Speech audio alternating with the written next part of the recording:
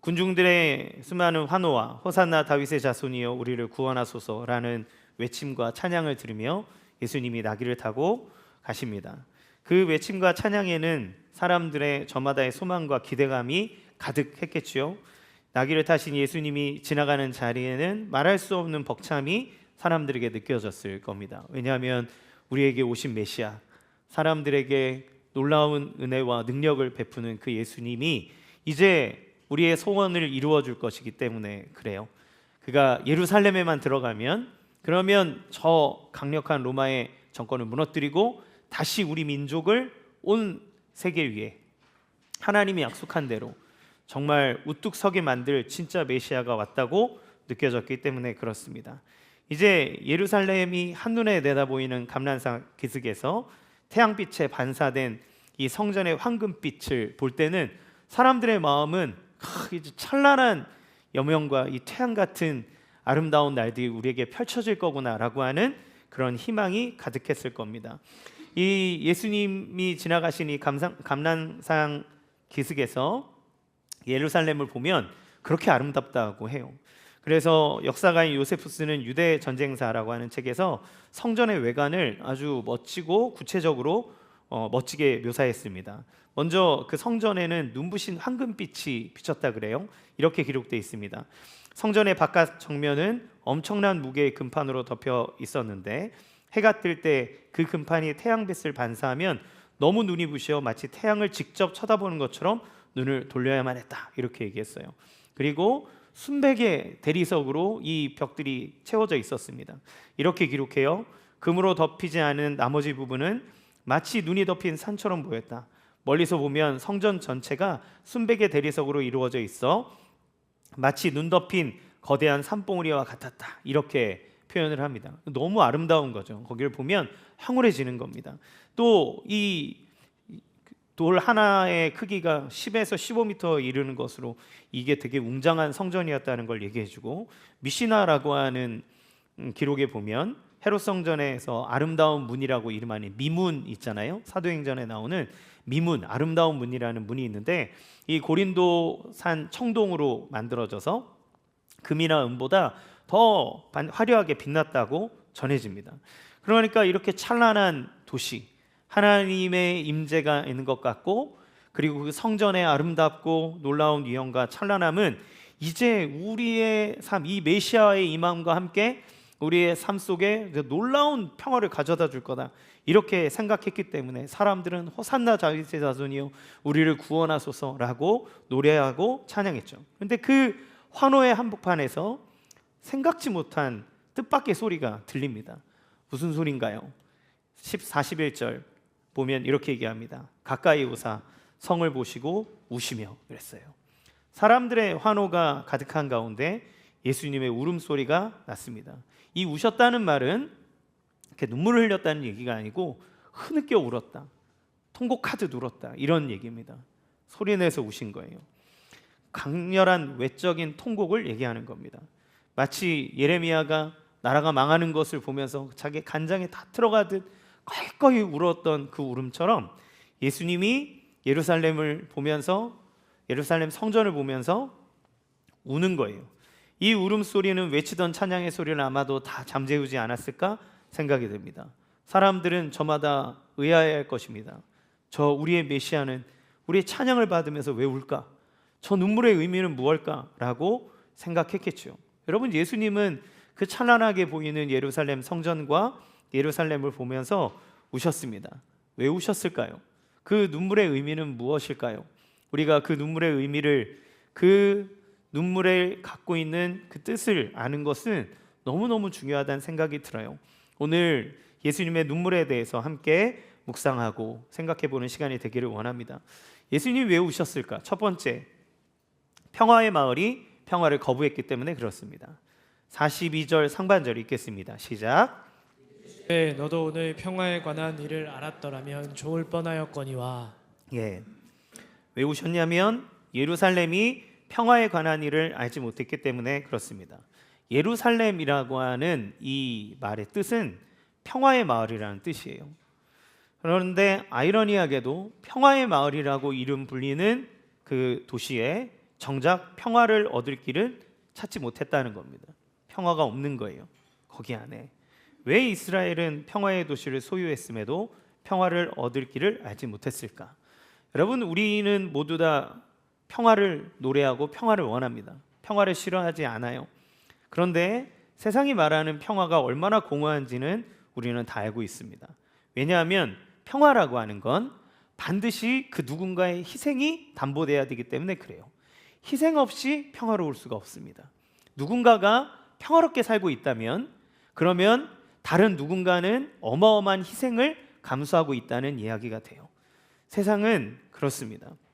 지금까지 전쟁 전문가들이 얘기할 때 비정상적인 평화의 시대를 살았다. 물론 국지전이 막 일어나긴 했지만 대략적으로 30년에서 50년 꼴로 큰 전쟁들이 있었는데, 그런데 지금 한동안 비정상적이게 전쟁이 없는 평화로운 시대를 살았다, 이렇게 평가를 해요. 지금 그 균열이 일어나는 시기다. 어떤 일이 일어날지 모르지만, 그런데 그동안 세상의 평화를 주창하고 평등을 노래하던 나라들이 어디입니까? 서구 열강들입니다. 유럽을 비롯한 또 미국에 있는 그런 서구의 나라들이에요. 이 나라들은 일찌감치 민주주의를 세우고 또 경제적인 발전 안에 사회보장제도를 견고히 하고 사람들의 인권에 관심을 가지면서 얘기를 했어요. 그런데 그들이 얼마나 좋은 나라를 사는지, 그동안은 우리가 유럽을 가거나 미국을 가거나 그러면 이런 나라에 좀 살아보고 싶다, 여기에 가보고 싶다. 우리의 젊은이들은 유학을 가서 그 나라의 시스템을 보고 도전을 받고 여기에서 뭔가 해보고 싶다, 이런 생각들을 갖지 않습니까? 그러면 여러분, 그 나라들은 어떻게 그런 평화와 그런 번영을 유지하면서 살았을까요? 아이러니하게도 제국주의 시대에 그 사람들이 수많은 나라들을 수탈함으로써 경제적 기반을 마련했고 경제 발전을 이뤘고 그 덕을 지금까지 보고 있는 거죠. 최근에 프랑스라고 하는 그 나라에 재정이 악화돼서 혼란이 많이 일어난다고 하는 그런 뉴스를 기사에서 많이 접해봤습니다. 프랑스 재정의 악화가 되는 원인은 여러 가지로 할 수 있겠죠. 그들의 높은 인건비, 그리고 그 정치인들이 국민들의 신임을 얻기 위해서 마구잡이를 해줬던 어떤 복지 정책, 많은 것들을 얘기하지만 또 한 가지 이야기하는 원인 중에 하나는 보이지 않는 식민 구조의 붕괴가 일어났다, 이렇게 얘기를 해요. 그러니까 프랑스는 유럽에 있는 나라 중에서도 식민 지배 구조를 가장 오랫동안 끈질기게 유지해온 나라 중에 하나라고 얘기합니다. 프랑스는 서아프리카 식민지 국가들에게서 그들이 다 독립은 했지만 그러나 경제적으로 그들의 CFA 프랑이라는 화폐를 쓰게 해서 외환 보유고 자체를 50% 이상 프랑스 중앙은행에 예치하도록 만들었어요. 그러니까 그들이 재정의 구조들을 건실하게 만들어서 사회 보장을 해도 괜찮을 만큼 재정 확보를 했고, 그 나라들이 갖고 있는 원료들을 싼값에 가지고 와서 그들이 제조업이 많이 무너짐에도 불구하고 그런 부분들을 다 만회했습니다. 근데 최근에 그 나라들이 군사 쿠데타가 일어나고 그들의 화폐 그런 것들을 개혁하면서 반프랑스 체제나 그런 정신들이 그 나라에 퍼지기 시작한 거예요. 그러니까 그런 나라로부터 안정적으로 공급되던 많은 재정의 흐름들이 막히기 시작했다라고 하는 것도 전문가들이 이야기하는 바입니다. 그 나라뿐이겠습니까? 사실 그동안 유럽이라는 나라가 그 많은 발전, 사회보장제도 했던 것들도 자기들의 힘의 논리에 의해서 그 전에 정말 많은 아프리카나 그런 남미나 아시아에 있는 많은 나라들이 나라에 있는 국민들이 피와 땀과 눈물을 흘린 대가들이 거기로 흘러간 거죠. 오늘날 우리가 누리는 평화와 안락함은 반드시 누군가의 희생을 전제로 합니다. 희생이 없이 평화는 없는 거예요. 아이가 평화를 누리려면 부모의 희생이 있어야 됩니다. 부모가 희생하지 않으면 아이들은 불행해질 수밖에 없어요. 여러분, 학생들이 평화와 그들 가운데 학생으로서의 권리를 잘 누리기 위해서는 교사와 학교에 있는 많은 직원들의 헌신과 희생이 필요합니다. 희생 없는 평화는 있을 수가 없는 거예요. 근데 문제는 무엇입니까? 우리는 평화를 원하는데 희생을 원하지 않아요. 그래서 내가 희생하지 않는 선에서 평화를 누리고 싶어 합니다. 그러면 다른 누군가는 희생하겠죠. 내가 만약에 지금 편하게 살고 있다면, 내가 우리 인생에 아무 문제가 없다고 느끼고 있다면 우리는 그 누군가의 희생을 발판으로 그 자리에 있다는 것도 생각해 볼 필요가 있습니다. 그러면 이 세상은 무엇입니까? 우리가 아이들, 약자를 위해서 희생해야 하고 아이들을 위해서 희생해야 그 아이들이 평화를 누릴 수 있다면, 사실 세상은 있는 자가, 권력 있는 자가 희생하기보다 없는 자가 희생함으로써 권력 있는 자를 견고하게 하고 있는 자를 더 견고하게 만들어주는 구조가 되죠. 우리는 어떻게든 그 피라미드 위로 올라가기 위해서 애씁니다. 그래야 우리가 평화를 누릴 수 있기 때문에 그래요. 세상에 참된 평화를 누릴 수 있습니까? 아니요, 그럴 수 없을 겁니다. 왜냐하면 우리가 평화를 누리기 위해서는 그 누군가를 밟아야 되기 때문에 그래요. 그런데 그렇기 때문에 참된 평화는 오직 예수 그리스도를 통해서만 가능하다고 성경은 얘기합니다. 왜 그럴까요? 예수님은 하나님이십니다. 그분은 가장 위대한 창조주이고 가장 세상의 모든 것들을 좌우할 수 있는 권능과 능력의 하나님입니다. 그런데 그 하나님이 우리를 위해서 희생하는 분이라고 성경은 얘기해요. 많은 종교의 대부분은 그 종교가 태동해서 그 종교가 부흥하는 과정 안에 보면 정치적으로 권력과 많이 개입되어 있습니다. 그 종교가 권력을 지지해주고 사람들에게 순종을 끌어내줌으로써 종교가 사회에 뿌리내리는 경우들이 되게 많아요. 그런데 하나님은 어떤 분이십니까? 하나님은 창조주였는데 아이러니하게도 처음부터 그의 백성들은 노예였습니다. 그러니까 유대인들이 하나님에게 뭔가를 줄 수 있었기 때문에 그들을 택한 것이 아니라 아무것도 줄 수 없는 노예 상태의 이스라엘 백성들을 하나님이 사랑하기로 결정하시고 그들을 끄집어내어서 자기의 백성 삼으신 거예요. 그러니까 성경이 말하는 평화는 사람이 자기를 희생하여 하나님에게 무언가를 드림으로 얻어내는 평화가 아니라 하나님 자신이 우리를 위해서 희생함으로써 주시는 평화다라고 얘기합니다. 예수님은 이 땅에 오실 때 연약한 자들을 위해서 오셨습니다. 사람들에게 배척되는 사람, 사람들이 저주받았다고 말하는 사람, 너의 인생은 끝장났다고 말하는 사람들을 찾아가셔서 저주받고 만지기만 해도 그 저주받는다는 문둥병자의 피부를 만져주시고 싸매어주시고 안아주셨습니다. 사람들이 손가락질하는 사람들을 찾아가 그들의 눈에 눈물을 닦아주시고 그들의 먹을 것을 채워주시고 병든 자들의 병을 고쳐주시고 상심한 자들의 그 마음을 어루만져 주신 분이 예수님입니다. 그 예수님은 평화를 주시기 위해서 자기의 모든 보좌를 버리고 이 땅에 오신 분이에요. 그러니 예수를 왕으로 모실 때 진정한 평화가 이루어지는 겁니다. 예수를 왕으로 모시는 자가 세상을 향해 희생할 수 있고 평화의 사도로 살아갈 수 있는 거예요. 이 땅에 그리스도의 은혜와 사랑으로 교회가 부흥할 때 그 사람들이 어떻게 했습니까? 우리 믿음의 선배들이 어떻게 했습니까? 예수님이 나를 위해 희생하셨다는 것을 알았기에 자기가 가정 안에서 희생하기를 선택합니다. 사람들을 위해 기꺼이 섬기기를 선택합니다. 그게 교회가 갖고 있는 힘이에요.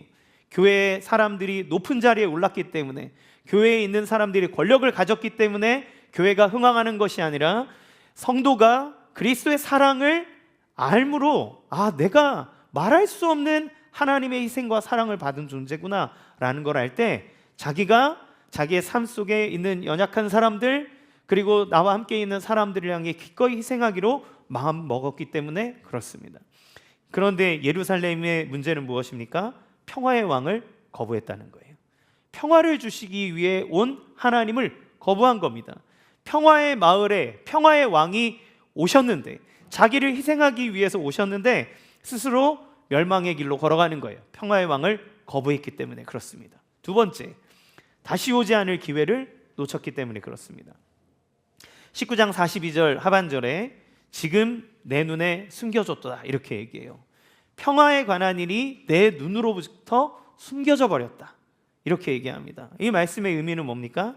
예루살렘이 하나님을 계속해서 거부해 왔기 때문에 하나님이 그들이 그 거부한 가려진 상태로 내버려 두시고 이제 구원의 기회를 걷어가 버렸다는 거예요. 그 기회를 놓친 결과 이제 확정되어서 돌이킬 수 없는 상태가 되었다. 그러니까 마치 덮개를 다 덮어버려서 깜깜하게 만들어 버렸기 때문에 아무리 이제 깨달으려고 해도 그들의 죄와 완악한 마음이 하나님의 말씀을 깨닫지도 못하고 돌이키지도 못하는 그런 참담한 상태에 놓였다. 브레이크가 없이 절벽을 향해 달려가고 있다는 거예요. 이제 그 사람들이 어떤 사람입니까? 모세로부터 내려온 율법을 받은 사람들이에요. 날마다 말씀을 읽고 연구하는 사람들이에요. 말씀을 암송하는 사람들이에요. 그런데 성경을 아무리 연구하고 성전을 바라보고 예배를 드려도 평화의 왕이신 예수님을 알아보지 못하는 영적 무지함에 빠져버린 겁니다. 성경을 연구하면서도 말씀의 실체인 예수님을 알아보는 영적 안목이 완전히 상실된 상태였기 때문에 그들의 이제 그 기회가 상실돼 버린 거예요. 내 눈에 숨겨졌다라고 하신 말씀은 44절에 나오는 알지 못했다는 표현이랑 짝을 칩니다. 그들이 알지 못했기 때문에 철저하게 망하게 되는 거예요. 따라서 예수님의 말씀은 그들에게 주어졌던 그 수많은 구원의 시간들, 돌이킬 수 있는 시간들, 선지자들을 통해서 계속 말하고 돌이키라고 말했던 그 모든 임계점이 넘어가 버렸다. 그래서 예수님 우시는 겁니다. 그러면 이 사람들은 왜 이렇게 눈이 가려진 상태로 있었을까? 첫 번째, 성전의 우상화입니다. 여러분, 성전이 무엇인가요? 솔로몬이 처음 성전을 짓고 봉헌하면서 이렇게 고백합니다. 열왕기상 8장 27절 읽겠습니다. 시작. 하나님이 참으로 땅에 거하시리이까 하늘과 하늘들의 하늘이라도 주를 용납하지 못하겠거든 하물며 내가 건축한 이 성전이오리이까. 예, 솔로몬이 그 아름다운 성전을 지으면서 뭐라 그랬냐면 하나님 이 땅이 하나님의 발등상이고 온 하늘이 하나님의 보좌인데 내가 만든 이 초라한 성전이 하나님을 담을 수 있겠습니까? 정말 부족하고 부끄럽습니다. 임재해 주시기만 하면 저희는 너무 좋겠습니다. 그렇게 고백한 거예요. 그러니까 성전은 뭐예요? 하나님이 들어앉은 집이 아니라 하나님이 이스라엘 백성과 만나주시는 약속의 장소인 겁니다. 그런데 사람들은 어떻게 생각하는 거예요? 이 성전이 있기 때문에 우리는 하나님을 소유했다고 생각하는 겁니다. 성전을 통해서 하나님 내가 가지고 있다고 생각하는 거예요. 여러분, 이게 뭐랑 비슷한 줄 아십니까? 우리 무당한테 가면 부적 주잖아요. 부적 주면 내가 이렇게 탁 가지고 있어서 우리 아기 동자신이 나를 지켜줄 거야, 이런 딱 그런 거예요. 하나님을 우상처럼, 하나님을 온 우주 만물의 주인이신 하나님을 성전 안에다 가둬두고 이렇게 좋은 집 져드렸으니까 이제 우리를 위해서 뭘 해주겠지? 우리가 이렇게 멋진 거 해드렸으니까 내가 말하는 대로 하나님 다 해주겠지? 그렇게 얘기하는 거죠. 야곱이 삼촌 라반의 집에서 나올 때 라헬이 삼촌의 그 아버지의 드라빔, 그러니까 우상이에요. 이만한 작은 우상, 그걸 훔칩니다. 그게 자기 품에 딱 갖고 있어요. 예, 여러분, 우상이 막 크게 만들어질 것 같지만 아니에요. 가지고 다닐 수 있을 만큼 작게 만듭니다. 왜냐하면 이거 갖고 있으면 이 신이 내가 원하는 대로 뭔가를 해줄 거라고 믿었기 때문에 그래요. 그 부적 갖고 있는 거나 우리가 그런 식으로 하나님을 대하고 있는 겁니다. 그러니까 이 사람들은 성전이 여기 있으니까 하나님이 우리를 절대로 버릴 일이 없다. 성전 불패의 신화에 빠져 있었습니다. 그러니까 어떤 일이 일어납니까? 성전에서 종교적 행위는 이루어지지만 정작 삶에서 하나님의 뜻은 이루어지지 않는 거예요. 율법의 정신이 뭡니까? 하나님을 사랑하고 내 이웃을 내 몸과 같이 사랑하라 그랬잖아요. 그런데 하나님도 사랑하지 않고 이웃도 사랑하지 않았습니다. 정결법에 의해서 사람들을 나누고 정죄하고 무시하고 이방인들을 배척하고 그렇게 한 게 유대인의 삶이에요. 두 번째, 성전의 주인을 거부한 성전의 일꾼들 때문에 그렇습니다. 예수님은 하나님이시잖아요. 예수님은 성전의 주인입니다. 예수님은 어렸을 때 유월절 때 어린 그 소년 예수님을 요셉과 마리아가 잃어버렸어요. 막 찾다 보니까 성전에서 예수님이 랍비들이랑 얘기하고 있는 거예요. 너 왜 여기 있는데 얘기 안 했냐? 얘기하니까 예수님 그때 뭐라고 얘기하셨냐면 어머니, 내가 아버지 집에 있어야 될 줄 모르셨나이까, 이렇게 얘기해요. 그러니까 예수님, 성전이 하나님의 집이라면 예수님이 바로 그 성전의 주인입니다. 예수님은 성전을 보시면서 이 성전을 헐라 내가 사흘 만에 일으키리라 이렇게 얘기하면서 요한은 그가 성전된 자기 육체를 가리킴이라 이렇게 얘기했습니다. 그러니까 성전, 예수님 몸 자체가 하나님의 거룩한 성전이라고 얘기하는 거죠. 성전의 주인은 누굽니까? 예수님이에요. 그런데 예수님을 거부합니다. 누가 거부합니까? 성전에서 일하는 일꾼들이, 성전의 종들이 거부합니다. 제사장, 종교 지도자들, 그들이 성전의 주인이 성전으로 들어오니까 거부하는 거예요. 못 들어오게 막습니다. 왜요? 그들은 성전의 주인보다 자기가 통제하고 관리하고 그리고 자기들의 권력을 견고히 해주는 성전 시스템이 더 중요했기 때문에 그렇습니다. 그걸 더 사랑한 거예요. 이것만 잘하면 종교 장사를 할 수 있습니다. 사람들에게 이야기하면 두려워해서 헌금을 더 많이 낼 겁니다. 내가 하라는 대로 다 할 겁니다. 순종할 겁니다. 나를 존귀하게 여기고 내가 말하는 것을 절대시 여길 겁니다. 그러니까 진짜 성전의 주인이 오면 내 기득권과 내가 원하는 것이 무너져 내려요. 그러니까 하나님 싫은 거예요. 예수님을 거부합니다. 그게 이 두 번째 문제예요. 세 번째, 잘못된 선민의식입니다. 하나님께서 이스라엘 백성을 선택한 이유는 그들을 통해 온 열방을 복되게 하기 위한 제사장 나라로 세웠다. 출애굽기에 모세를 통해서 그렇게 얘기하셨어요. 너희는 열방을 향한 제사장 나라가 된다. 제사장이 뭡니까? 하나님과 이 사람 사이를 이어주는 중간 역할을 하는 거잖아요.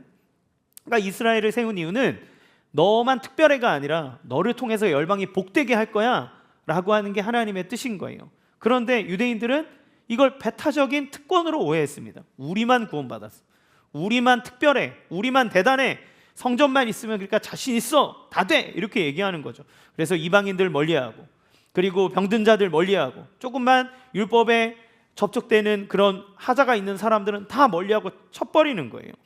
여러분 지금도 여러분 그 공동체가 건강하냐 아니냐를 딱 보시면 뭘 보면 아냐면 뭔가 막 대단하게 얘기하면서 우리가 특별합니다 이렇게 하면 그 공동체는 의심해 봐야 돼요. 여러분 우리가 깨끗하고 우리만 특별히 하나님의 어떤 일을 하고, 여러분 이단들이 다 그렇게 얘기합니다.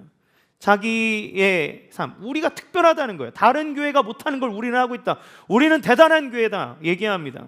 우리들의 사역과 우리의 일이 뭔가 더 특별하고 뭔가 더 의미 있고 뭔가 더 하나님을 기쁘게 할 만한 일이라고 막 얘기합니다. 그러면서 다른 교회들을 까고 깎아내리고 이 세상 다 썩었다고 그렇게 얘기합니다. 여러분 우리가 대단합니까? 우리의 하는 사역이 대단합니까? 아니요, 우리는 대단하지 않습니다. 누가 대단합니까? 우리를 구원하시고 우리를 받아주시는 하나님이 특별하신 것이지 우리가 특별한 게 아니에요. 만약에 우리에게 특별함을 얘기할 거라면 우리에게 베풀어 주신 사랑을 내가 깨달았기 때문에, 그 은혜가 우리 가운데 크기 때문에 가능한 겁니다. 그러니까 사실 모든 성도, 모든 교회는 주님의 눈물을 먹고 사는 겁니다. 주님의 희생과 헌신을 먹고 우리가 있는 거예요. 우리만 특별하지 않습니다. 우리만 대단하지 않습니다. 하나님은 우리 교회를 사랑하신다면 다른 교회도 사랑하십니다. 모든 교회가 하나님의 것이고 그리스도의 몸이기 때문에 우리 교회를 사랑하신다면 다른 교회를 사랑하시는 거예요. 우리의 특별함, 우리만 깨닫고 내가 영적인 어떤 지식을 깨달아 내가 대단하다 여겨지십니까? 그러면 우리는 겸손함을 찾아야 돼요. 유대인들에게 성전은 하나님을 만나는 통로가 아니라 하나님을 가두어두는 감옥이고 부적이 되어버렸습니다. 그들은 성전 건물만 있으면, 율법의 이 문자만 있으면 우리들의 평화가 영원할 것이라고 믿었지만, 진짜 그들이 붙잡았던 것은 평화의 왕이 아니라 종교 껍데기를 붙잡은 거죠. 진짜 성전이신 예수님이 그들의 곁에 오셔서 눈물을 흘리며 통곡할 때에도 그들은 황금빛 성전을 바라보고 하얀 대리석을 어루만지면서 우리는 아무 일 없을 거야, 우리는 다 이길 수 있어, 이렇게 스스로를 위로하지만 예수님은 그 도시를 향해 우시는 거죠. 우리의 삶을 돌아봅시다. 내가 종교적 형식이 뭔가 화려하고 뭔가 타이틀이 많고 뭔가를 대단하게 하고 있는 것처럼 여길 때 정작 주님이 나를 향해서 울고 계시지는 않을까요? 우리가 갖고 있는 잘못된 마음들, 잘못된 습성들, 다른 사람들을 판단하는 마음들, 우리의 삶에 무너진 영적인 영역들, 그런 것들을 방치한 채 그냥 난 잘 되고 있다고, 앞으로 잘 될 거라고 그러면서 스스로 하나님 앞에서 자기를 돌아보지 못하는 우리의 모습을 보면서 하나님, 예수님은 어떤 마음을 가지고 계실까요? 우리가 정작 내 곁에 울고 계시는 예수님의 마음을 놓치고 있다면 우리 역시 무너질 성벽을 붙잡고 있는 것과 다름이 없습니다. 세 번째, 철저하게 무너질 것이기 때문에 그래요. 그 화려한 성전은 철저하게 무너질 것이기 때문에 예수님 우십니다. 43절에 44절 읽겠습니다. 시작. 이랬지라 내 원수들이 토든을 쌓고 너를 둘러 사면으로 가두고 또 너와 및 그 가운데 있는 내 자식들을 땅에 메어치며 돌 하나도 돌 위에 남기지 아니하리니 이는 내가 보살핌 받는 날을 알지 못함을 인함이니라 하시니라. 예수님이 예루살렘 성을 보고 성전을 보면서 눈물을 흘리시면서 예언하시는데 그 예언이 너무나 구체적입니다. 예수님은 예루살렘이 어떻게 망하게 될 건지를 보고 계셨어요. 그렇기 때문에 참담한 눈물을 흘리지 않을 수 없었습니다.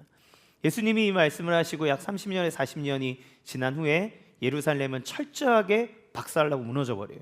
예수님이 얘기하신 대로 그대로 됩니다. 예수님 예루살렘의 멸망의 시기는 대략 AD 66년경에 발발한 유대인의 대규모 반란 때문에 시작이 됩니다. 당시 과거에 있었던 마카비 정부의 그 헬라 제국을 향한 승리를 꿈꿨던 사람들이 이제 강경파가 이 주도권을 잡기 시작하면서 로마를 향해서 무력으로 시위하기를 시작했어요. 로마 군인들을 몰아내고 독립국가로 선언했습니다. 이때 이 로마가 이스라엘 땅, 유대 땅을 가만히 내버려 둘 리가 없죠. 그 반란을 진압하기 위해서 베스파시아누스 장군이랑 티투스, 그의 아들인 티투스 장군을 파견합니다. 이 사람들이 갈릴리에서부터 차근차근히 이 땅을 다 먹어 들어오면서 예루살렘 앞에 딱 섰어요. AD 70년경 예수님 죽으시고 승천하시고 난 후에 약 한 35년에 40년 정도 지났을 때 이 티투스 장군이 예수님 예언한 그대로 합니다. 이 예루살렘 성벽 주변에 거대한 토성을 쌓아서 외부로부터 모든 물자들이 다가오지 못하도록 다 차단해 버려요. 성 안에는 극심한 기근 그리고 내분이 발생해서 비참한 상황으로 이루어지고 결국 로마 군인들은 예루살렘을 성벽으로 쌓여 있는 이 성벽을 차례로 무너뜨리면서 성 안으로 진격했습니다. 아까 말씀드렸던 유대 역사가인 요세푸스는 유대 전쟁사, 이 사람은 크리스찬이 아니에요. 그다음 유대인 역사가입니다. 이 사람이 이 AD 70년경에 있었던 예루살렘 성전의 파괴되는 현장을 보고 상세하게 기록을 합니다. 이렇게 기록하고 있어요. 온 산이 불타오르는 것 같았고 불길이 성전 전체를 집어삼켰다. 제단 주변에는 살해된 시체들이 산더미처럼 쌓였고 그들이 흘린 피는 성전 계단을 따라 폭포처럼 흘러내렸다. 그러니까 로마 군인들이 어린아이, 노인, 제사장 할 것 없이 눈에 보이는 유대인들 다 그냥 학살했습니다. 성전 바닥은 발 디딜 틈 없이 시체로 가득 찼다 이렇게 얘기하죠. 또 예수님의 예언이 어떻게 물리적으로 성취됐는지는 이 요세푸스의 증언을 통해서도 나타납니다. 예수님 뭐라 그러셨어요? 돌 위에 돌 하나도 남지 않을 거라 이렇게 예언하셨잖아요. 이렇게 얘기합니다. 그곳을 방문하는 사람들이 이곳에 사람이 살았던 적이 있었는지조차 의심할 정도로 모든 것이 철저히 파괴되어 지면과 평평하게 되었다.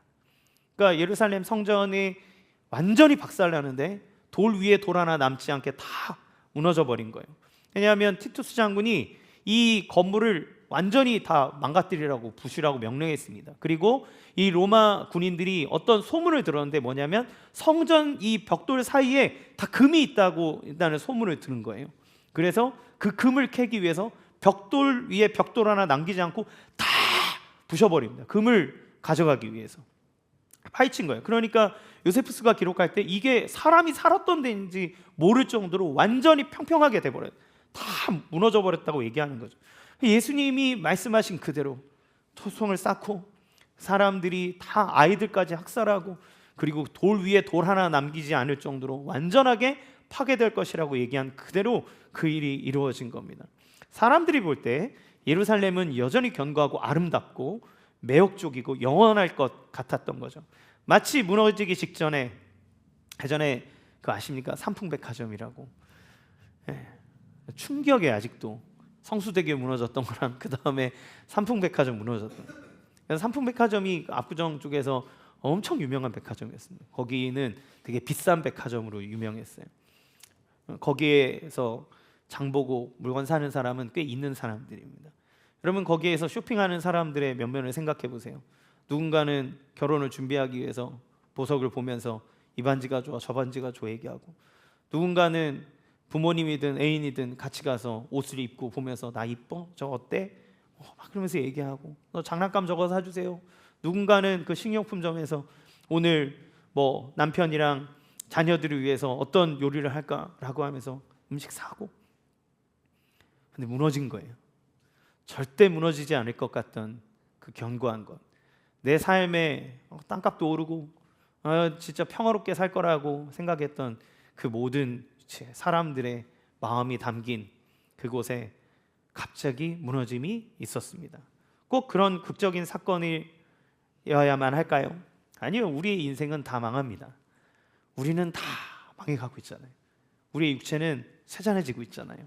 그렇죠? 사실 20대에 정점 딱 찍고 난 다음에 그 다음부터는 슉 내리막입니다. 우리 정 목사님 우리 교회 처음 올 때는 절대 안 아플 것처럼 뭐 타이레놀 먹으면 괜찮습니다. 요즘에는 제가 머리가 어지럽고 30대 넘어가서 그래. 저도 어느덧 50이 넘어가니까 요즘에 아들내미가 저를 이렇게 타고 놀면 막 이렇게 놀아주다가 아침에는 막 이렇게 허리가 아파. 그래서 허리 펴기가 너무 힘들더라고요. 운동해야 되겠구나. 근육을 키워야 되겠구나. 막 이런 생각들을 하는 거죠. 우리가 아무리 돈이 많든 권력이 있든 다 망합니다. 우리의 육체는 다 그래요. 시간이, 기회는 영원하지 않아요. 기회는 언제 어느 때 끝날지 모릅니다. 주님이 말씀하신 대로 그 도시가 망하든 개인이 망하든 우리의 삶의 끝이라고 하는 것이 올 날이 있어요. 그런데 문제는 뭐냐면 하나님이 보살펴 주시는 날, 하나님이 기회를 주셨던 날을 깨닫지 못하니까 그 시간들을 흘려보내는 겁니다. 너희가 그 보살핌 받았던 날을 알지 못했다, 이렇게 얘기하잖아요.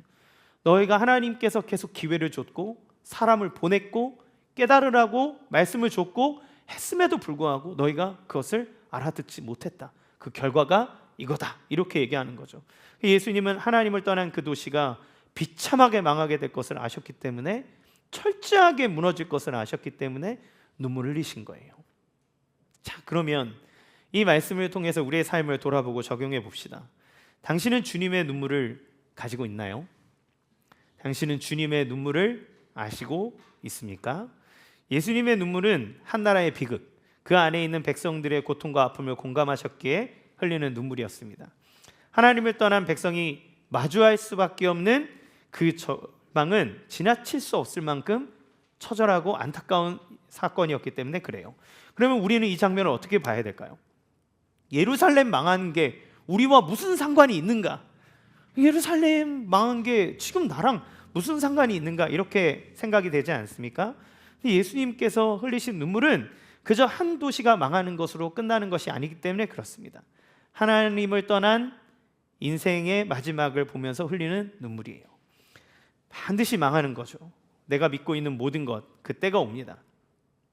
약속의 땅, 평화의 도시 예루살렘이 무너지는 것을 보면 예수님은 그것과 함께 세상의 끝의 종말을 같이 보시는 거예요. 여러분, 여기까지 오시면서 예수님 우셨습니다. 사람들은 노래를 부르고 기뻐했지만 예수님은 슬프신 거예요. 여기까지 오는 동안 많은 사람들이 예수님 앞에 와서 울었습니다. 왜 울었습니까? 인생에 고난이 있어서 울었어요.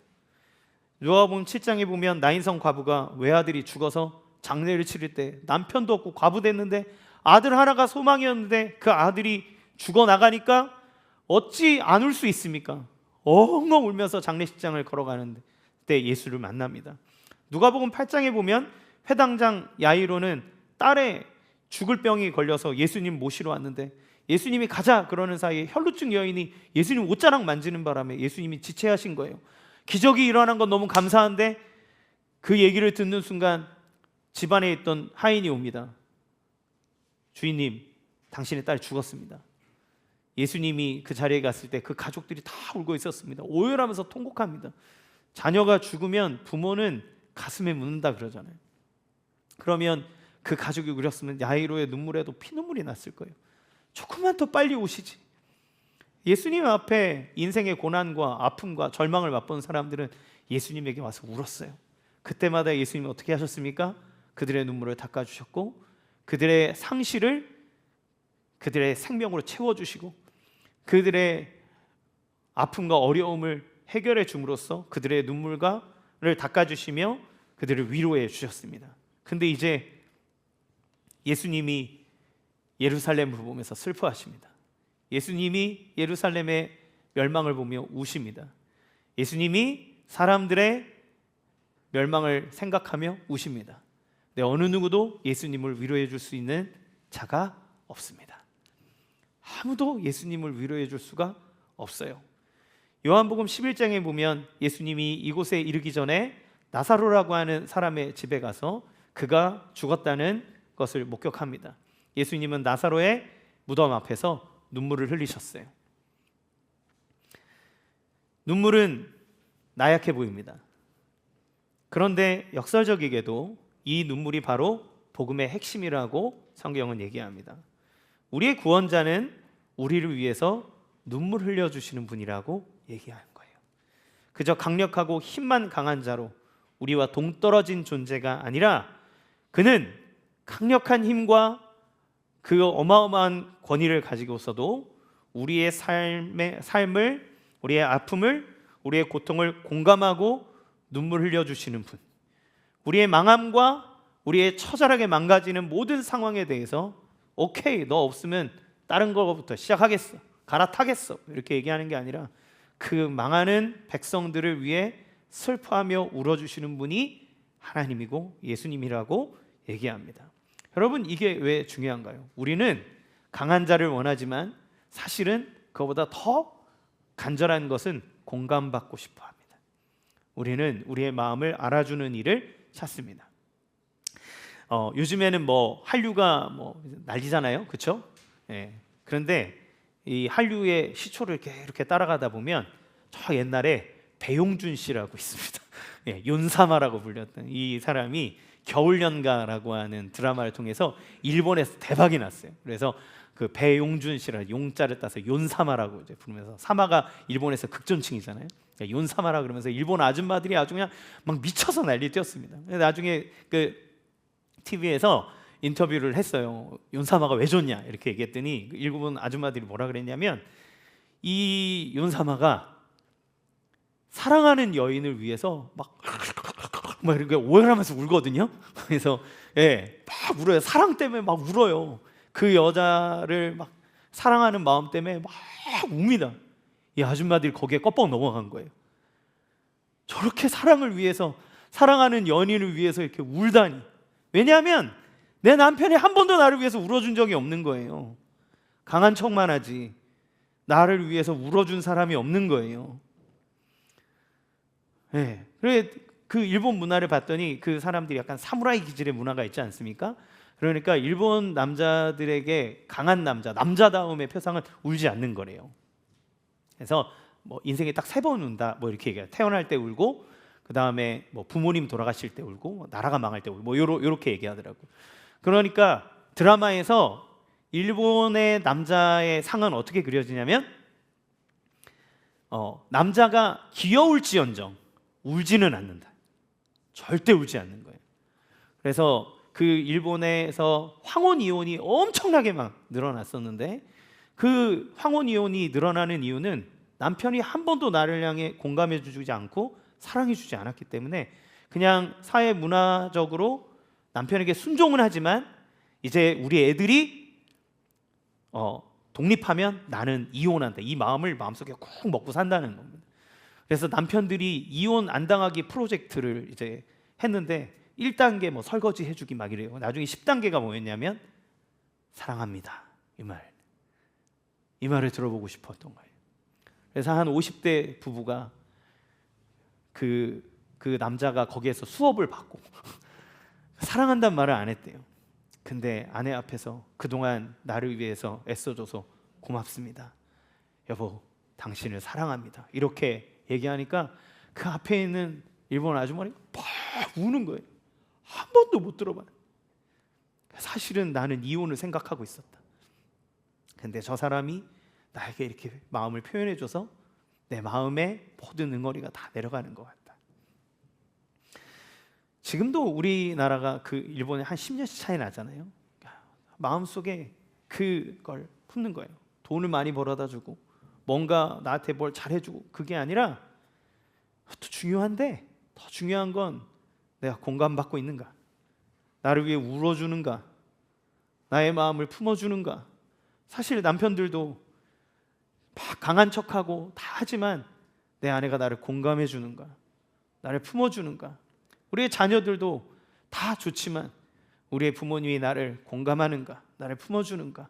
이거 중요하지 않습니까?